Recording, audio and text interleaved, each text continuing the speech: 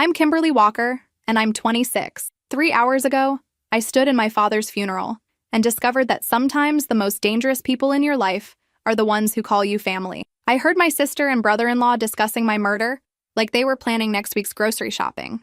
But let me back up a little, because the devil really is in the details. Where are you watching from today? Drop your location in the comments below and hit that like and subscribe button if you've ever felt like the family scapegoat.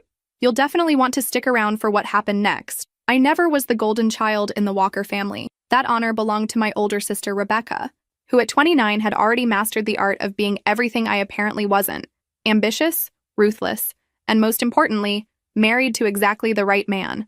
See, our family ran Walker Real Estate, a traditional Illinois company that my grandfather started back in the 1960s. Nothing fancy, just honest work helping families find homes. At least that's what it used to be. My father, Robert Walker, ran the company with an iron fist, but he was fair. Everyone knew he made the final decisions, and surprisingly, that kept the peace. Even when my Uncle Tom and my cousins would make their little jokes about me being too sensitive for the business world, Dad's presence kept them from going too far. I spent most of my 20s being pushed into smaller and smaller roles at the company. Meetings happened without me. Important decisions were made, and I'd find out about them in the break room gossip. Rebecca made sure everyone knew I wasn't leadership material. "Kimberly's just not built for this kind of pressure," she'd say with that concerned sister voice that fooled everyone except me. But Rebecca wasn't working alone. Her husband, Mark, had wormed his way into Dad's inner circle over the years. Mark was smart. I'll give him that. He knew exactly how to make himself indispensable. Dad treated him like the son he never had, trusting him with financial decisions and strategic planning. Meanwhile, I got stuck handling client complaints and paperwork. The dynamic worked perfectly for them. Dad respected Mark's business sense, Rebecca maintained her position as the responsible daughter, and I became the family disappointment who couldn't quite measure up. What none of us realized was that Dad's diabetes was getting worse. He'd started having trouble with his vision about 8 months ago. Nothing dramatic at first, just needing stronger reading glasses, squinting at documents, asking people to read things aloud to him. "It's just part of getting older," he'd say whenever anyone expressed concern. Rebecca and Mark were so attentive during this time, always offering to help Dad with paperwork, volunteering to handle the financial reports, making sure he got to his doctor's appointments. I thought they were being loving family members. I was so incredibly naive. The vision problems got progressively worse. Dad started having moments of confusion, forgetting conversations we'd had just hours earlier. Some days he seemed sharp as ever, and other days he'd stare blankly at documents like he couldn't make sense of them. "Maybe we should get you to a specialist," I suggested one afternoon when I found him sitting in his office, holding a contract upside down. "Rebecca already made an appointment," he said. "Mark's taking me next week." Of course they were handling it. They handled everything now. By last month, Dad could barely see well enough to drive. Mark had become his unofficial chauffeur, and Rebecca, his primary assistant for all business matters. They were always together, the three of them, making decisions about the company's future while I watched from the sidelines. I should have realized something was wrong when Dad started signing papers without reading them. The day Dad died, I was at home organizing client files. Because that's what I did. The grunt work everyone else was too important to handle. Rebecca called me at 2:47 in the afternoon. I remember the exact time because I was staring at my computer screen, wondering how my life had become so small. "Kimberly, you need to come to the hospital right now." Her voice was shaking, but there was something strange about it. Something that didn't quite match the urgency of her words. "What happened?" "Dad collapsed at the office. They're working on him, but..." She trailed off into sobs that somehow sounded rehearsed. I drove to the hospital with my heart pounding, running every red light between my apartment and the emergency room. When I got there, Rebecca and Mark were sitting in the waiting area, holding hands and whispering to each other. They looked up when I burst through the doors, and for just a split second, I saw something in their expressions that I couldn't quite place. It wasn't grief. It was something else entirely. "How is he?" I asked, still out of breath from running through the parking lot. "Gone." Mark stood up and put his arm around my shoulders. "I'm so sorry, Kimberly. We lost him about 20 minutes ago." The world tilted sideways. Dad was only 62 years old.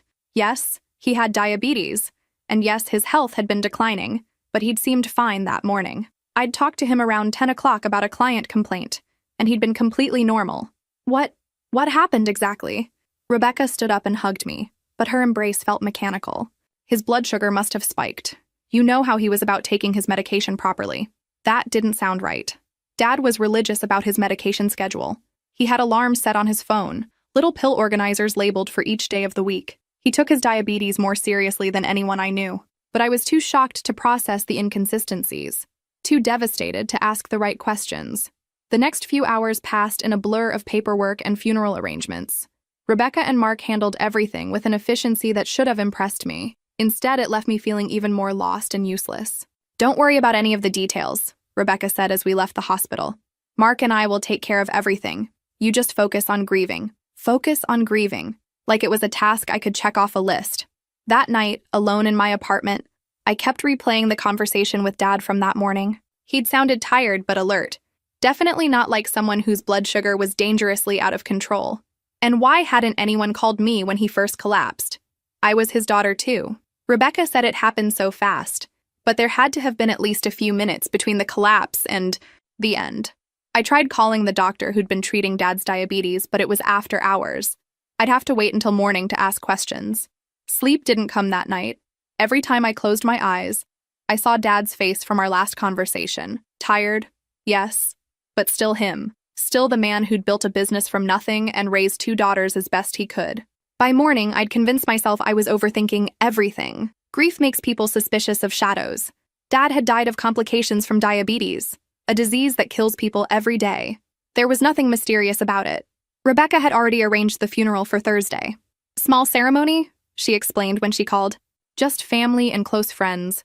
Dad wouldn't have wanted a big production." She was right about that. Dad had always been quietly modest about everything. What she didn't mention was that she'd also scheduled a meeting with Dad's lawyer for Friday morning. I only found out about that when Mr. Henderson called to confirm my attendance. "Meeting about what?" I asked. "The will reading, of course. Rebecca said you'd be there." Of course, Rebecca had already known about the will reading. Mark probably knew too. Once again, I was the last to know about something important happening in my own family. But I was about to discover that being left out of family planning was the least of my problems. The funeral was on a Thursday morning in early October. St. Matthew's Episcopal Church was Dad's choice. He'd attended services there sporadically for most of his adult life, usually showing up during Easter and Christmas like a lot of people do. I arrived 30 minutes early, partly out of habit and partly because I needed the quiet time to prepare myself emotionally. The church was empty except for the funeral director making final arrangements near the altar. Dad's casket sat closed at the front of the sanctuary, covered with white lilies and a small arrangement of yellow roses. Rebecca had chosen yellow because they were his favorite, though I honestly couldn't remember Dad ever expressing an opinion about flowers one way or another. People started arriving around 10:30. Dad's business associates, neighbors from the old neighborhood, a few distant relatives I hadn't seen since my college graduation. The turnout was respectable, but not overwhelming, exactly what Dad would have wanted. Rebecca and Mark arrived together, both dressed in perfectly appropriate funeral attire. Rebecca wore a black dress I'd never seen before, probably purchased specifically for the occasion, and Mark had on a charcoal gray suit that made him look like he'd stepped out of a business magazine. They sat in the front pew on the right side, and I joined them. For a few minutes, it felt like we were a normal grieving family, united in our loss. The service was simple and dignified. Pastor Williams, who'd known Dad for about 15 years, spoke about his dedication to family and community. A colleague from the Real Estate Association shared a story about Dad helping a young couple find their first home during a difficult financial time. I managed to hold myself together through most of it. Even when they played Amazing Grace, which had been Mom's favorite hymn before she died when I was 16, I kept my composure. But when Pastor Williams invited anyone who wanted to share memories to come forward, I felt my control starting to slip. I should say something. I was his daughter. I had 26 years of memories with this man, yet I couldn't make myself stand up. What would I say? That he'd been distant but kind? That he'd worked too much but always made sure I had what I needed? That he'd been disappointed in me but never cruel about it? Rebecca must have sensed my hesitation because she squeezed my hand. "It's okay," she whispered. "You don't have to." Her consideration should have comforted me. Instead, it made everything worse. I was such a mess that my sister had to give me permission to grieve properly. As the service ended and people started filing out to their cars for the cemetery portion, I felt a wave of dizziness hit me like a freight train. The church suddenly felt stuffy and overcrowded. The scent of lilies, which had been subtle before, now seemed overwhelming. "I need some air," I mumbled to Rebecca. "The bathroom's right down that hallway," she said, pointing toward a side corridor. "Take your time." I stumbled toward the restroom, my vision getting spotty around the edges. This was exactly what I didn't want to happen, falling apart in public, being the daughter who couldn't handle her father's funeral. The ladies' room was mercifully empty. I splashed cold water on my face and gripped the sides of the sink, trying to regain my composure. The dizziness was probably just stress and grief. I hadn't eaten much in the past few days, and I'd been surviving on coffee and anxiety. Just breathe, I told myself. Get through the cemetery, get through the reception, and then you can go home and fall apart in private. But as I was preparing to leave the bathroom, I heard voices in the hallway outside. Rebecca and Mark, talking in hushed but animated tones. Went exactly as planned, Mark was saying. Thank God the autopsy didn't find anything, Rebecca replied. I was worried about the medication switch. My hand froze on the door handle. Medication switch? The dosage was perfect, Mark continued. Not enough to show up in a standard toxicology screen, but more than enough to cause the insulin reaction. I felt my knees go weak. Insulin reaction? Dad took medication to control his blood sugar, but he'd never used insulin. I still can't believe how easy it was. Rebecca's voice carried a note of excitement that made my skin crawl. Dr. Martinez never questioned anything when I said Dad wanted to try insulin therapy. The beauty of it is that everyone will just assume his diabetes finally caught up with him, Mark said. Natural causes. No investigation, no questions. I pressed my back against the bathroom door, afraid I might collapse right there in the hallway. They killed him. My sister and brother-in-law murdered my father. But then Rebecca said something that made my blood turn to ice. Now we just have to deal with Kimberly, and the business is completely ours. Have you ever experienced that moment when everything you thought you knew about your life suddenly shifts? Drop your thoughts in the comments below and tell me about a time when you discovered someone wasn't who you thought they were. I stood behind that bathroom door listening to my sister plan my murder like it was a weekend trip to the lake. It needs to look natural, Mark was saying. Suicide would be perfect. Everyone knows she's been struggling lately. Struggling? Rebecca laughed softly. She's been a mess for years. Always the emotional one. Always overwhelmed by family business pressure. People will believe it easily. My hands were shaking so hard I could barely keep my grip on the door handle. This wasn't happening. This couldn't be happening. We just need to wait a few weeks, Mark continued. Let her get deeper into the grieving process. Maybe she starts drinking too much, stops taking care of herself. Then one night, she takes too many sleeping pills. How long do you think? Rebecca asked. A month, maybe 2. Long enough that it doesn't look suspicious, but soon enough that we can get the business transferred before anyone starts asking uncomfortable questions about Dad's final months. I could hear footsteps moving away from my hiding spot. They were heading back toward the main part of the church, probably to play the role of grieving family members for the remainder of Dad's funeral. I waited until I couldn't hear their voices anymore, then slowly opened the bathroom door. The hallway was empty, thank God, because I immediately doubled over and vomited into the nearest trash can. Everything made sense now. Dad's sudden decline, the confusion, the vision problems, they hadn't been symptoms of diabetes at all. Rebecca and Mark had been slowly poisoning him with insulin, creating exactly the kind of medical emergency that would look natural to anyone who wasn't looking for it. And now they were planning to kill me too. I had to get out of there. I had to think. I had to figure out how to stay alive long enough to prove what they'd done. But first, I had to get through the rest of this funeral without falling apart completely. I walked back into the main sanctuary on unsteady legs. The church had mostly emptied out, with just a few people lingering to offer final condolences to the family. Rebecca spotted me immediately. There you are. You look terrible. Are you okay? The concern in her voice sounded so genuine. If I hadn't just heard her planning my murder, I would have been touched by her sisterly worry. I'm feeling a little dizzy, I said, which was true enough. Maybe I should sit out the cemetery portion. Absolutely not. Mark appeared at Rebecca's side. Your father deserves to have both his daughters there when we lay him to rest. The emphasis on both his daughters sent a chill down my spine. He was already thinking of me in the past tense.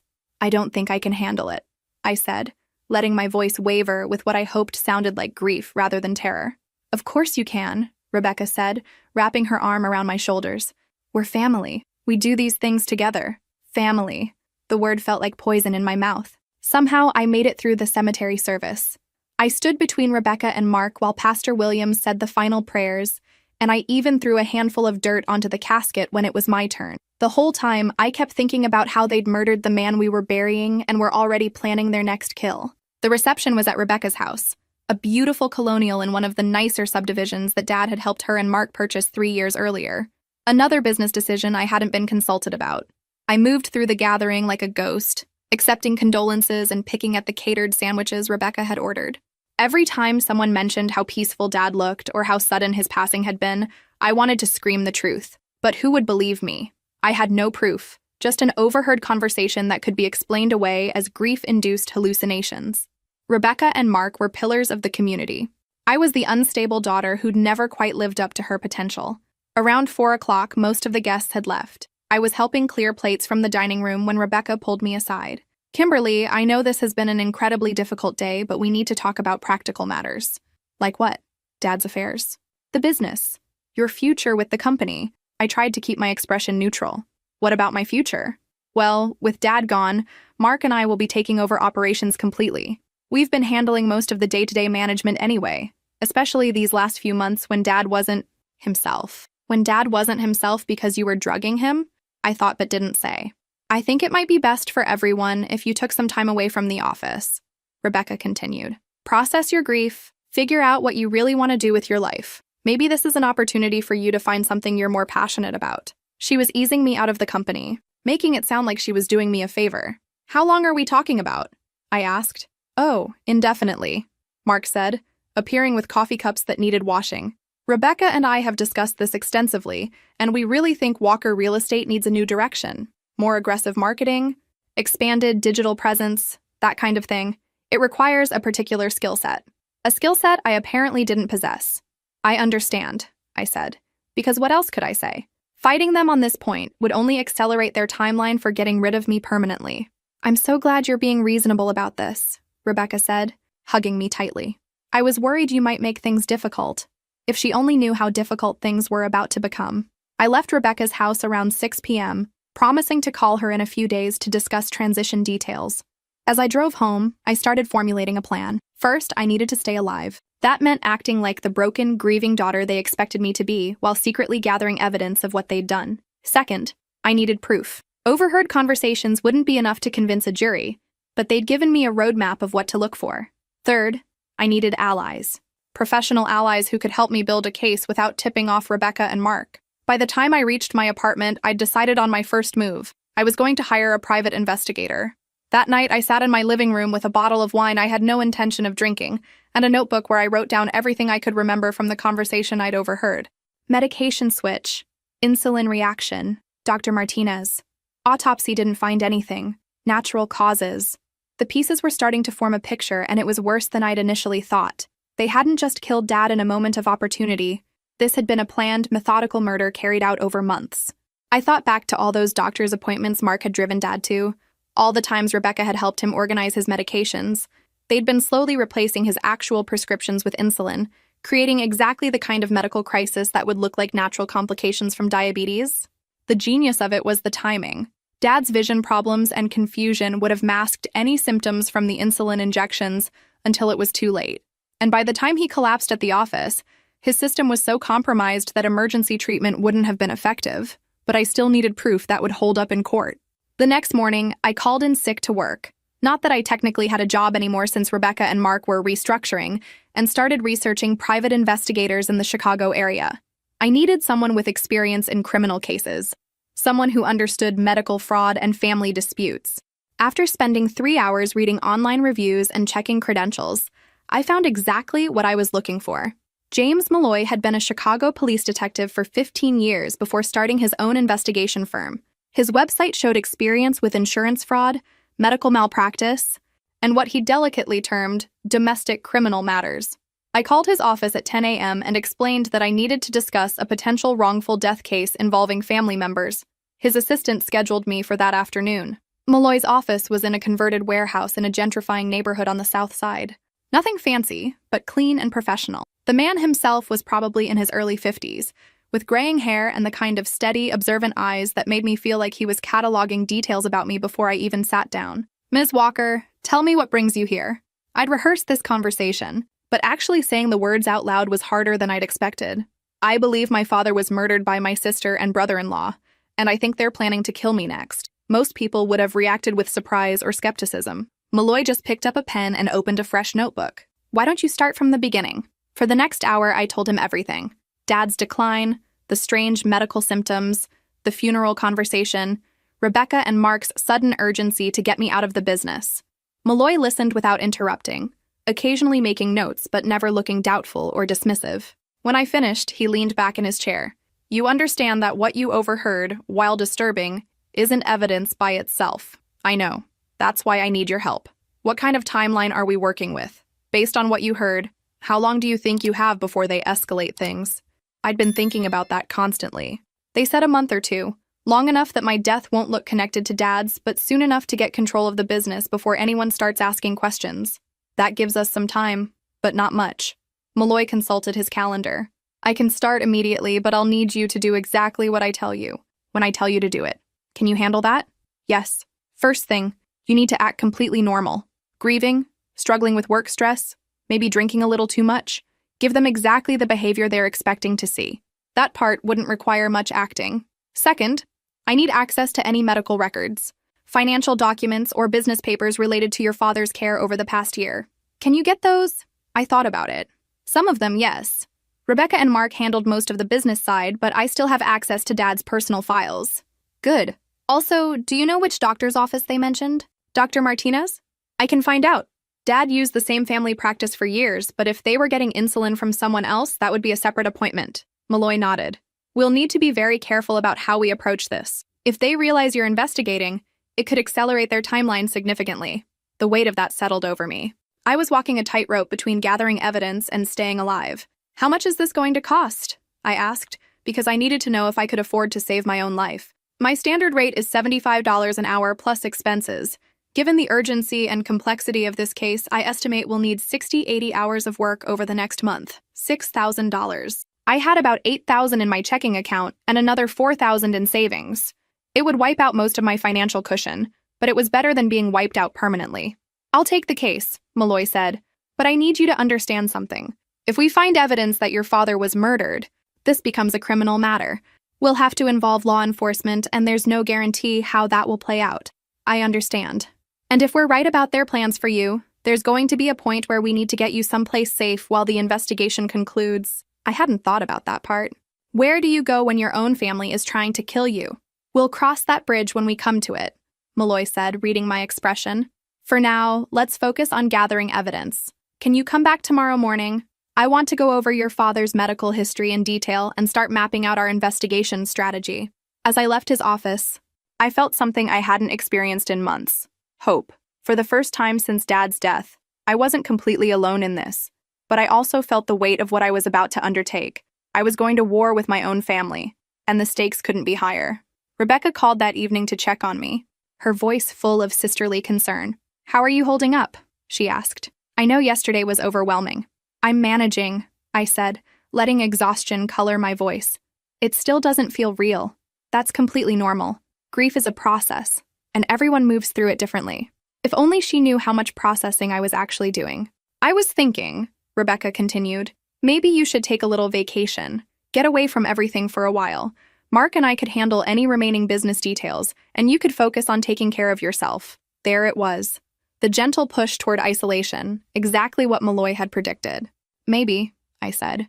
I'm too tired to think about it right now. Of course. Just know that we're here for you, whatever you need. What I need, I thought after hanging up, is for you to confess to murder and save me the trouble of proving it. But I had a feeling this was going to be much more complicated than that. The next morning, I met Malloy at a coffee shop 3 blocks from his office instead of going directly to his building. He'd suggested the change of location as a precaution. Never assume you're not being watched, he'd said. I brought a file folder containing everything I'd been able to gather from Dad's home office. Medical appointment cards, insurance statements, prescription receipts, and business correspondence from the past year. This is perfect, Malloy said, flipping through the papers. Look at this. He pulled out a prescription receipt dated 6 weeks before Dad's death. Instead of Dad's usual family doctor, Dr. Peterson, this one was from Dr. Elena Martinez at Chicago Endocrine Associates. That's the name from the conversation, I said. Right, and look at what was prescribed. I leaned closer to read the receipt. Insulin glargine, 10 ml vial, quantity, 3. Dad never used insulin, I said. His diabetes was controlled with oral medication. According to this, he was prescribed enough insulin to last almost 2 months. For someone who's never used it before and doesn't have proper training on dosage, Malloy's voice trailed off. They could have easily given him too much, or given it to him without his knowledge. Insulin is clear and can be injected into food or drinks in small amounts over time. I felt sick thinking about it. All those family dinners at Rebecca's house. All the times Mark had brought Dad coffee at the office. They'd been slowly poisoning him, and everyone had attributed his declining health to the progression of his diabetes. "We need to talk to Dr. Martinez," I said. "We will, but carefully. If she was complicit in this, approaching her directly could warn Rebecca and Mark that someone's investigating." Malloy pulled out his phone and made a note. "I have a contact at Chicago PD who owes me a favor. He might be able to run an informal check on Dr. Martinez's practice, see if there have been any complaints or unusual prescribing patterns. What do I do in the meantime?" "Keep playing your role. Grieving daughter, struggling with the loss, maybe having some trouble functioning, but I also need you to do something that's going to be difficult." I waited. "I need you to get closer to Rebecca and Mark. Spend time with them. Let them think you're becoming more dependent on their support. People make mistakes when they feel safe, and right now they think they've gotten away with murder." The thought of spending time with Dad's killers made my stomach turn, but I understood the logic. "They mentioned something about transferring business assets," I said. "Maybe I should ask Rebecca about that. Act like I'm worried about my financial future." "That's perfect. Show them you're vulnerable and concerned about money. It'll reinforce their belief that you're not a threat." We spent another hour going through Dad's papers, building a timeline of his medical appointments and prescription changes. The pattern was clear once you knew what to look for. A gradual introduction of insulin therapy that coincided perfectly with his cognitive decline and vision problems. "Here's what's going to happen next," Malloy said as we prepared to leave. "I'm going to start background checks on Rebecca and Mark, look into their financial situation, and see if there were any pressures that might have motivated this. I'm also going to have a colleague approach Dr. Martinez's office as a potential patient, see what we can learn about how she operates." "How long will that take? A few days? Maybe a week?" "While I'm doing that, you need to document everything Rebecca and Mark say to you. Get a small digital recorder if you can, but be very careful about when and how you use it." After leaving the coffee shop, I drove to Dad's house to continue searching through his personal papers.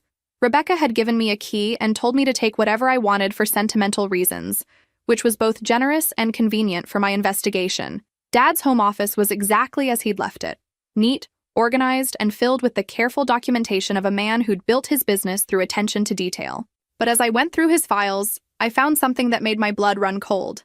In a folder marked Medical 2023, there was a note in Dad's handwriting dated 3 months before his death. "Feeling confused after lunch meetings with R&M. Can't seem to focus on paperwork afterward.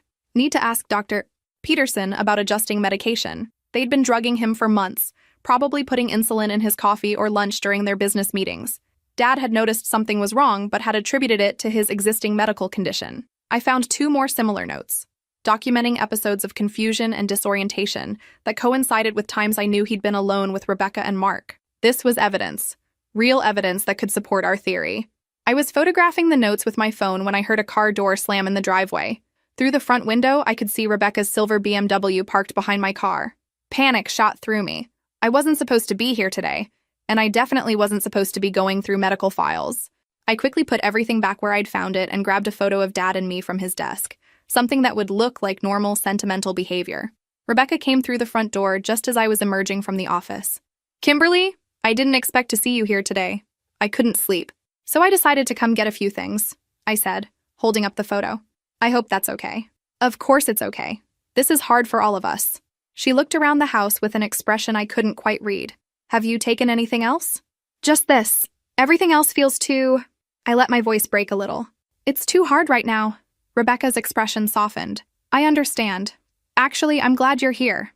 Mark and I have been talking, and we want to help you get through this difficult time." "Here it comes," I thought. "We know Dad's death has left you in a precarious position financially," she continued. "No job, no immediate prospects. We'd like to offer you something." I waited. "A settlement. Not from the will. That won't be read until next week, but from the business accounts. Enough to get you back on your feet, maybe help you start fresh somewhere new. Somewhere new. Away from Illinois, away from anyone who might notice if something happened to me." "How much are we talking about?" I asked. $200,000. Cash. You could take some time, travel, figure out what you really want to do with your life. $200,000 was more money than I'd ever had at one time. It was also nowhere near what my share of Dad's business should be worth. They were buying me out cheap and sending me away where they could arrange for my accident more easily. That's very generous," I said. "Can I think about it?" "Of course. But we'd need an answer soon. The business transition needs to happen quickly, and having this settled would make everything easier." As I drove home, I realized that Rebecca and Mark were moving faster than Malloy had predicted. The offer of money was just the first step in getting me out of town and into a position where they could finish what they'd started. I had maybe 2 weeks to prove they'd murdered Dad before they murdered me, too. The clock was ticking, and I was running out of time to stay alive. Have you ever been in a situation where you knew someone was lying to you but had to pretend to believe them? Share your experience in the comments below, and let me know what you think Kimberly should do next. 2 days after Rebecca's generous offer to buy my silence, Malloy called with news that made my hands shake. "Dr. Martinez is dead," he said without preamble. "Car accident yesterday evening. Ran off the road on her way home from the office." My coffee mug hit the kitchen counter harder than I intended. That's not a coincidence. No, it's not. My contact at Chicago PD said the scene looked staged. Fresh brake marks that don't match the story, and her car went through a guardrail that should have stopped the vehicle. Rebecca and Mark were cleaning up loose ends. Dr. Martinez must have known too much about the insulin prescriptions, and now she was permanently silenced. "This changes everything," I said. "They're not waiting anymore. Which means neither can we. I need you to meet me tonight, but not at my office. There's a diner called Murphy's on Route 34, about 20 minutes south of your apartment. Can you be there at 8? I could, but first I had something else to do, something dangerous but necessary.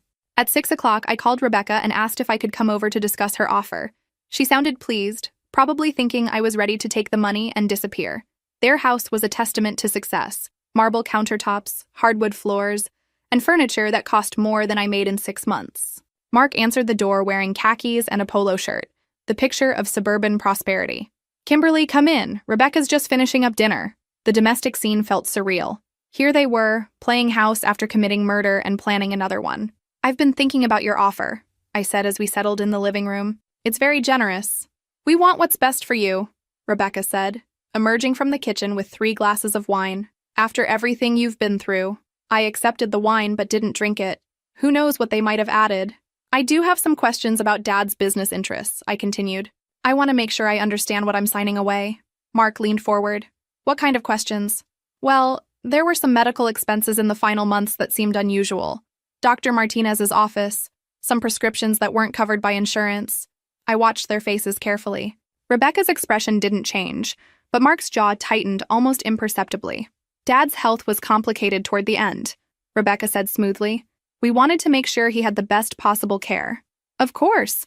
I just wondered why he needed insulin when Dr. Peterson had always managed his diabetes with oral medication." The silence stretched for exactly 3 seconds too long. "Sometimes treatment protocols change," Mark said finally.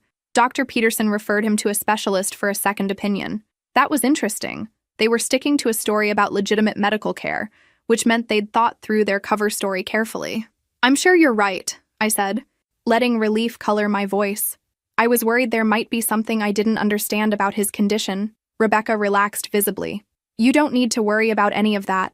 Mark and I handled all the medical details so you could focus on supporting Dad emotionally." "You both were so good to him," I said, and meant it in the worst possible way. We spent another 20 minutes discussing the financial settlement. They wanted me to sign papers transferring my interest in the business in exchange for $50,000 and a promise to relocate to another state within 6 months. "Why the relocation requirement?" I asked. "It might be easier for you to start fresh somewhere new," Mark explained. "Illinois has too many memories. Too many potential witnesses," he meant. I told them I needed a few more days to consider everything, and Rebecca walked me to the door with sisterly concern. "I know this is overwhelming," she said, hugging me, "but trust us. We have your best interests at heart." If only she knew how clearly I could see what their interests actually were.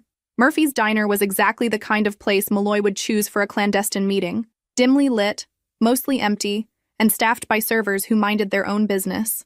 I found him in a back booth, nursing coffee and looking like he hadn't slept much. "Dr. Martinez's death confirmed what we suspected," he said as I sat down. "This is moving faster than we anticipated." "They want me to sign papers," I said. "Settlement agreement, relocation requirement, the works." "Don't sign anything. Not yet." He pulled a manila envelope from beside him. "I've got something that changes everything." Inside the envelope were photocopies of medical records, insurance claims, and what looked like bank statements. "How did you get these?" "Dr. Martinez's office manager. Turns out she'd been keeping duplicates of questionable prescriptions because something felt wrong about the whole situation." I scanned the documents. Dr. Martinez had prescribed insulin for my father, based on a referral that didn't exist, and medical records that had been falsified. "Look at this." Malloy pointed to a bank statement. 3 payments of $5,000 to Dr. Martinez's personal account, all from an LLC registered to Mark Thompson. Mark had been paying the doctor to prescribe medication that would kill my father. "This is enough for criminal charges," I said. "It's enough to start an investigation, but we still need to keep you alive long enough for the legal system to work. What do you think will happen next?" Drop your predictions in the comments below and let me know if you've ever had to choose between confronting family or protecting yourself. The next morning brought news that made my blood run cold. Rebecca called at 7 a.m., her voice shaking with what sounded like genuine panic. "Kimberly, something terrible has happened. Someone broke into Dad's house last night." I sat up in bed, instantly alert. "What do you mean, broke into the house?" "The police called me an hour ago. Neighbors heard breaking glass around midnight. When the officers got there, Dad's office had been ransacked. Papers everywhere, file cabinets emptied." My heart pounded. Had they found Dad's notes about feeling confused after meetings? The medical files I'd photographed? "Did they take anything valuable?" I asked. "That's the strange part. The TV was still there. Mom's jewelry box was untouched. Whoever did this was only interested in papers and documents." Rebecca was fishing, trying to figure out if I knew anything about what the burglars might have been looking for. "Maybe someone thought Dad kept cash in the office," I suggested. "Maybe. But Kimberly, I'm worried this might be connected to business competitors or disgruntled clients. Maybe it's not safe for you to be involved with the company right now." There it was, the gentle push toward accepting their settlement and disappearing. "You think someone would target me? I don't want to find out. Mark and I think you should seriously consider our offer. Get out of Illinois.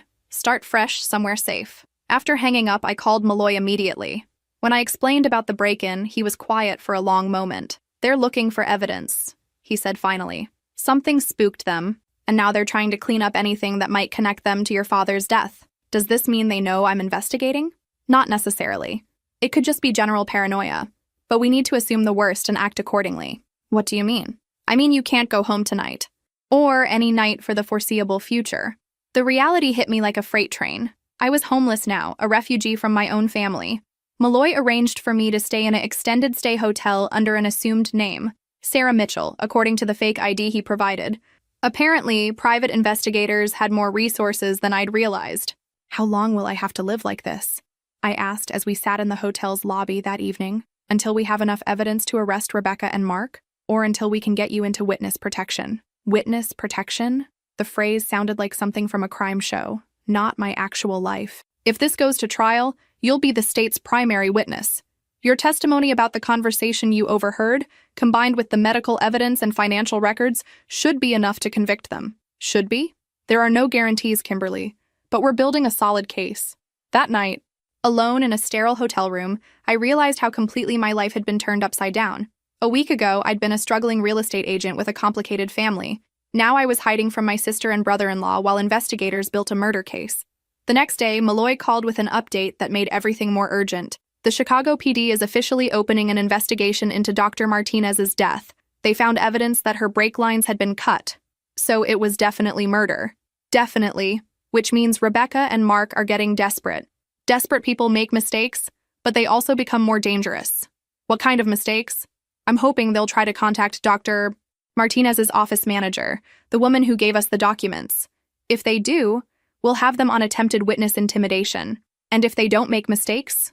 Malloy was quiet for a moment. Then we'll have to force their hand. I didn't like the sound of that, but I was running out of options. The hotel was safe but temporary, and I couldn't hide forever. That afternoon, Rebecca called again. This time her tone was different. Less concerned sister, more business negotiator. "Kimberly, we need to finalize this settlement agreement. Mark's lawyer has prepared all the paperwork. I told you I needed more time to think about it. Well, time's up. There are some business obligations that require immediate attention, and we can't move forward while your ownership stake is unresolved." The pressure was increasing. Whatever timeline they'd originally planned was being accelerated. What if I don't want to sell my share of the business? The silence on the other end of the line lasted just long enough to be threatening. "That would be unfortunate," Rebecca said finally. "Dad built this company for the family, and family members who can't contribute should step aside gracefully. And if I don't step aside gracefully, then we'll have to explore other options. Other options, like the kind of car accident that had killed Dr. Martinez." "I need one more week," I said. "You have 3 days, Kimberly. After that, we'll have to make some difficult decisions about the future of this family. After she hung up, I stared at my phone for a long time. 3 days. In 72 hours, Rebecca and Mark would stop pretending to care about my well-being and start actively trying to kill me. I called Malloy and told him about the deadline. 3 days, he said. That's not much time. Is it enough? It's going to have to be. Tomorrow morning, we're going to set a trap for your loving family. Are you ready to find out just how far they're willing to go? I thought about my father, slowly poisoned by the people he trusted most. I thought about Dr. Martinez, murdered to cover up their crime. I thought about the choice between risking everything to seek justice or spending the rest of my life looking over my shoulder. I'm ready, I said. It was time to stop running and start fighting back. Malloy's trap was elegant in its simplicity. I would call Rebecca and tell her I'd found something in Dad's papers that proved she and Mark had been stealing from the business. I'd claim to have documents that could send them to prison for embezzlement. But embezzlement isn't what they're guilty of, I said as we prepared for the call. No, but they don't know what you actually found. They'll assume you discovered financial irregularities and missed the medical evidence. People tend to confess to lesser crimes to avoid greater ones. The plan was to arrange a meeting where I'd supposedly hand over the documents in exchange for a larger settlement. Malloy would be recording everything from a surveillance van, and Chicago PD would be standing by. What if they just try to kill me during the meeting? They won't. Too public, too risky. They'll want to see what evidence you have first, then they'll try to eliminate both you and the documents afterward. I made the call from Malloy's office, my hands shaking as I dialed Rebecca's number. I found something in Dad's files, I said without preamble when she answered. What kind of something? Bank statements, canceled checks, some very interesting financial records. It looks like someone's been siphoning money from the business for months. I could hear Rebecca breathing on the other end of the line. Kimberly, what exactly are you implying? I'm not implying anything. I'm stating facts. $50,000 in unauthorized withdrawals, all signed by either you or Mark. You don't understand what you're looking at. Those transactions were legitimate business expenses. Really? Because the memo lines say things like personal vehicle payment and home renovation costs. Another long pause. When Rebecca spoke again, her voice was carefully controlled. Where are you? We need to discuss this face to face. I don't think so. I think I need to take these documents to a lawyer. Wait. Don't do anything hasty. If there are financial irregularities, we can resolve this within the family. How?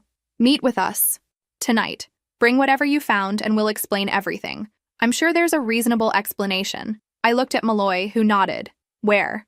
I asked. The office. 7 o'clock. Just the three of us. No lawyers. No drama. Fine. But Rebecca, if this isn't what it looks like, you better have a very good explanation. We will.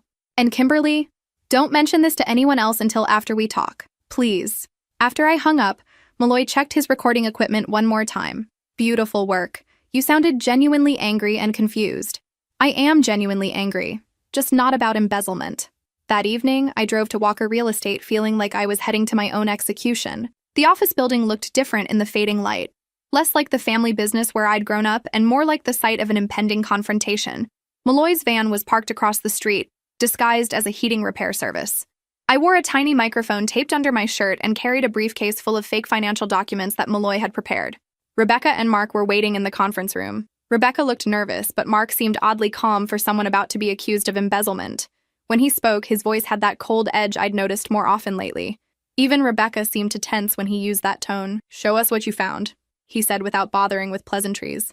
I opened the briefcase and spread the fake documents across the conference table.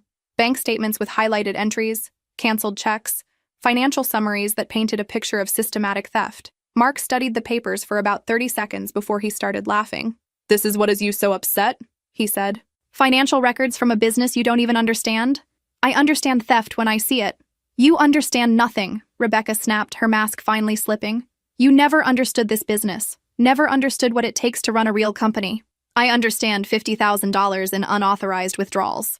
Mark leaned back in his chair, still smiling. Kimberly, those weren't unauthorized. Your father approved every single transaction. Dad never would have approved personal expenses being paid from business accounts. Your father approved a lot of things in his final months, Rebecca said. His judgment wasn't exactly reliable. There it was, an admission that they'd been taking advantage of Dad's compromised mental state. His judgment was fine, I said. Was it? Mark pulled out his phone and showed me a series of text messages. These are from your father, authorizing various expenditures. All time-stamped, all legitimate. I looked at the messages. They were from Dad's phone number, but something about the language seemed wrong. Dad never texted like this, I said. He always called for business matters. People change their habits, Rebecca said, especially when they're not thinking clearly. You mean when they're being drugged? The words hung in the air like a bomb waiting to explode. Rebecca's face went white, and Mark's smile disappeared entirely. What did you just say? Mark's voice was deadly quiet. I said you were drugging him with insulin, slowly poisoning him over months until his system finally couldn't take it anymore. Rebecca stood up so quickly her chair fell backward. You're insane. You're having some kind of breakdown. Dr. Martinez prescribed insulin for a man who didn't need it, based on falsified medical records. 3 payments of $5,000 each from your personal account, Mark. Mark's face had gone completely expressionless. When he spoke, his voice was different, colder than I'd ever heard it. You don't know what you're talking about. I know you killed my father. And I know you're planning to kill me, too. That's when Mark reached into his jacket and pulled out a gun. The conference room went dead silent except for the hum of fluorescent lights overhead. Mark held the gun casually, like it was a normal business accessory. Well, he said, this is unfortunate. Rebecca stared at her husband in shock. Mark, what are you doing? Cleaning up your mess, he replied without taking his eyes off me. Your sister knows too much. You brought a gun to our family business? I've been carrying it for weeks ever since Dr. Martinez started asking too many questions. Mark's voice was matter of fact, like he was discussing the weather. Insurance policy. I kept my hands visible and tried to stay calm.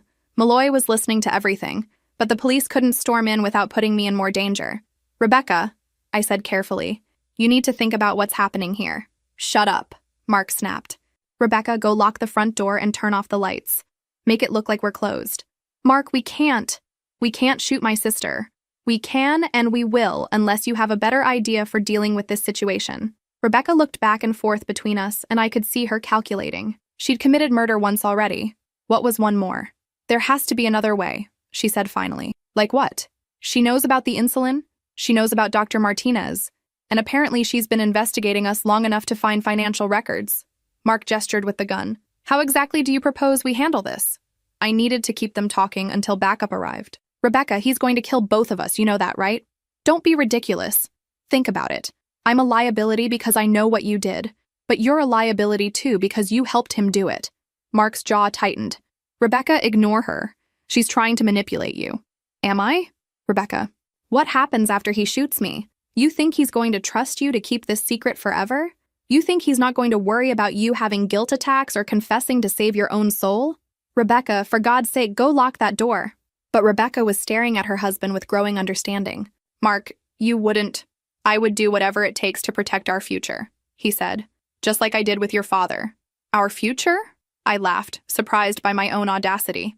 Rebecca, wake up. He's not protecting your future together. He's protecting his future, period. Mark swung the gun toward me. Swung the gun? I said shut up. He probably has another insurance policy, you know? Another plan for when you become inconvenient. That's enough. Mark's finger moved to the trigger. That's when Rebecca did something I never expected. She grabbed the heavy glass paperweight from the conference table and hit her husband in the head with it. Mark stumbled, the gun wavering in his grip. I dove across the table and grabbed his wrist, trying to control the weapon. Rebecca hit him again, this time hard enough to send him to the floor. The gun skittered across the carpet and I kicked it toward the door. Mark was groaning, blood streaming from a gash on his forehead. Rebecca stood over him, still holding the paperweight, her face a mask of rage and betrayal. You killed my father, she said. You killed him and you were going to kill my sister and then you were going to kill me. Rebecca. Mark tried to sit up. She hit him again. That's when the conference room door burst open and 3 Chicago police officers rushed in, followed by Malloy. Hands where we can see them, the lead officer shouted. I raised my hands immediately. Rebecca dropped the paperweight and did the same. Mark was barely conscious on the floor. Officer Johnson, I said to the lead cop. I'm Kimberly Walker. This man just threatened me with a gun. And both of these people are suspects in the murder of my father. The next few hours were a blur of statements and paperwork. Mark was arrested for assault with a deadly weapon and conspiracy to commit murder. Rebecca was arrested for her role in Dad's death. I learned later that she'd made a full confession within 2 hours, probably hoping for a reduced sentence in exchange for cooperation. The gun Mark had been carrying was registered to him, which suggested this hadn't been a spur-of-the-moment decision. He'd been prepared to kill me from the beginning. What made Rebecca turn on him? I asked Malloy as we left the police station. Self-preservation. Once she realized he was planning to eliminate her too, the marriage stopped being more important than her life. Do you think she was telling the truth? About not knowing he planned to kill her? Malloy shrugged. Does it matter? She helped murder your father. Whether she knew about Mark's future plans doesn't change that. He was right. Of course. Rebecca's last-minute crisis of conscience didn't absolve her of Dad's death, but it had saved my life. 6 months later, I sat in a Chicago courtroom listening to a prosecutor explain to 12 jurors exactly how my sister and brother-in-law had committed murder. The trial had been delayed twice while both sides prepared their cases, giving me time to rebuild some semblance of a normal life. I'd moved to a different apartment, started seeing a therapist, and tried to process the fact that my entire family structure had been built on lies. Rebecca had pleaded guilty to voluntary manslaughter in exchange for testifying against Mark, who was facing charges of first-degree murder, conspiracy, and attempted murder. Her lawyer had argued that she'd been manipulated by an abusive husband, but the financial evidence suggested she'd been a willing participant in the planning stages.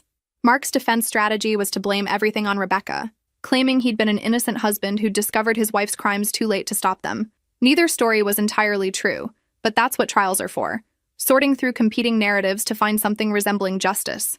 I was the prosecution's key witness, the person who'd overheard the conversation that started the investigation. For 3 hours, I sat on the witness stand and recounted every detail of that horrible day at Dad's funeral. Ms. Walker, the prosecutor asked, when you heard the defendants discussing your father's death, what was your immediate reaction? I realized they had murdered him, I said, and I realized I was probably next. Mark's lawyer objected, claiming my testimony was speculation rather than fact. But the medical evidence backed up everything I'd overheard. Dr. Martinez's office manager testified about the falsified medical records and the payments Mark had made for insulin prescriptions. A forensic accountant explained how they'd been stealing from the business to finance their lifestyle upgrades. The coroner who'd performed Dad's autopsy testified about elevated insulin levels that were consistent with intentional overdose. Most damaging of all was the recording Malloy had made of our final confrontation. The jury heard Mark threaten me with a gun and essentially confessed to murdering Dad. Rebecca's testimony was devastating to her husband's defense. She explained how Mark had gradually convinced her that Dad was becoming incompetent and that they needed to take control of the business before he ruined everything. At first, we were just going to wait for him to retire, she said from the witness stand. But Mark said we couldn't afford to wait. He said Dad was making terrible business decisions that would bankrupt us all. When did the plan change from waiting to actively harming your father? The prosecutor asked. Mark started talking about how easy it would be to adjust Dad's medication. He said it would just speed up the natural progression of his diabetes, make him incompetent faster so we could take control legally. And you agreed to this? Rebecca's voice broke. I thought we were just going to make him confused enough that he'd agree to retire. I didn't know Mark was planning to kill him. That part was probably true. Rebecca was selfish and greedy, but I don't think she'd set out to become a murderer. Mark, on the other hand, had planned everything methodically. The jury deliberated for 2 days before returning with their verdict. Mark Thompson was found guilty of first-degree murder, conspiracy to commit murder, attempted murder, and financial fraud. He was sentenced to life in prison without the possibility of parole. Rebecca Walker Thompson was sentenced to 15 years for voluntary manslaughter and conspiracy. As the judge read the sentences, I felt something I hadn't expected. Not satisfaction, but sadness. These people had been my family, flawed and dysfunctional, but still family. Now they were criminals who would spend the best years of their lives in prison. But Dad was still dead, and nothing was going to change that. After the trial, I inherited Walker Real Estate completely. The business that had been slowly stolen from me was now entirely mine to do with as I pleased. I sold it within a month. The money from the sale, combined with Dad's life insurance and personal assets, left me financially secure for the first time in my adult life. I could have stayed in Illinois, started over with a new business, tried to rebuild some connection to the community where I'd grown up. Instead, I moved to Colorado. Denver seemed like the right choice, far enough from Illinois to escape the constant reminders of what had happened, but not so far that I felt completely disconnected from everything familiar. I used part of the money to start a small consulting business, helping family-owned companies navigate succession planning and conflict resolution. It was ironic, considering my own family's spectacular failure, but I'd learned a lot about what not to do. The therapy helped. Dr. Sandra Martinez, no relation to the murdered doctor, specialized in trauma and family betrayal. She helped me understand that grieving the loss of my family structure was just as legitimate as grieving Dad's death. You didn't just lose your father, she explained during one session. You lost your entire understanding of who these people were and what your relationships meant. That was exactly right. I hadn't just discovered that Rebecca and Mark were murderers. I discovered that every family interaction I'd had for months had been based on lies. Every conversation, every shared meal, every expression of concern had been part of an elaborate performance while they planned my death. Learning to trust my own judgment again took time. But slowly, carefully, I started building a new life that didn't revolve around family obligation or fear of betrayal. 5 years after the trial, I got a letter from Rebecca. She was serving her sentence at Logan Correctional Center in Central Illinois, and apparently she'd been thinking about our relationship. The letter was 5 pages of handwritten apology, explanation, and requests for forgiveness. "I know you have no reason to believe me," she wrote, "but I never intended for things to go as far as they did. Mark convinced me that Dad was going to destroy everything our family had worked for, and I let my fear override my moral compass." She went on to explain that she'd been in therapy herself, working through issues of self-worth and control that had made her vulnerable to Mark's manipulation. She claimed to have found God in prison and to be genuinely remorseful for her actions.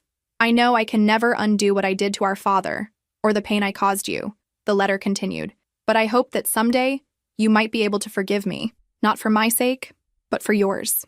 I read the letter 3 times before deciding what to do with it. Then I threw it away. Not because I couldn't forgive Rebecca. That was a process I was still working through with Dr. Martinez's help. But because forgiveness didn't require maintaining a relationship with someone who'd proven herself capable of murder. Rebecca had made her choices. Dad was still dead because of those choices, and I'd spent 5 years learning to live with the consequences. Nothing in her letter changed those fundamental facts.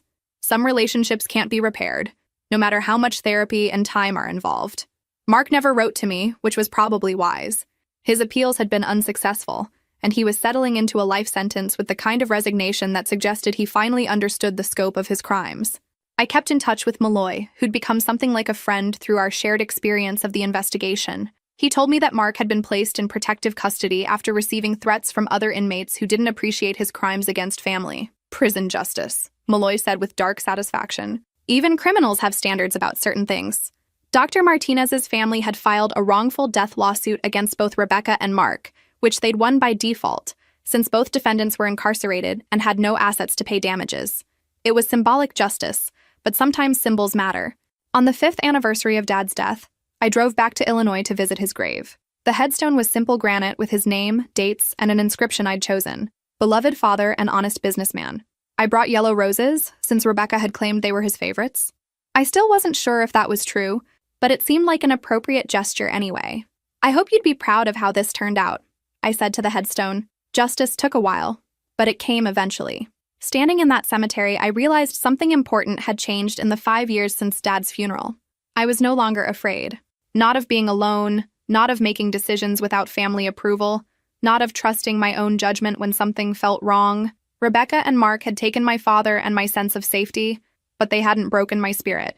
If anything, they'd forced me to discover strength I didn't know I possessed. The consulting business was growing steadily, and I'd recently hired 2 employees to help with the increased workload. My specialty was family business mediation, helping resolve conflicts before they escalated to the level of violence or criminal behavior. I was also dating someone. David was a forensic accountant I'd met through work, someone who understood complicated family dynamics and the importance of clear documentation in business relationships. He knew about my history, and he admired how I'd handled an impossible situation. "You survived something that would have destroyed most people," he'd told me early in our relationship. "That's not just impressive, it's inspiring." 5 years ago, I'd been a struggling real estate agent overshadowed by her successful sister and overlooked by her family. Today, I was a business owner, a survivor, and a woman who'd learned to value her own judgment over others' approval. The transformation hadn't been easy, but it had been necessary. As I left the cemetery that day, I made myself a promise.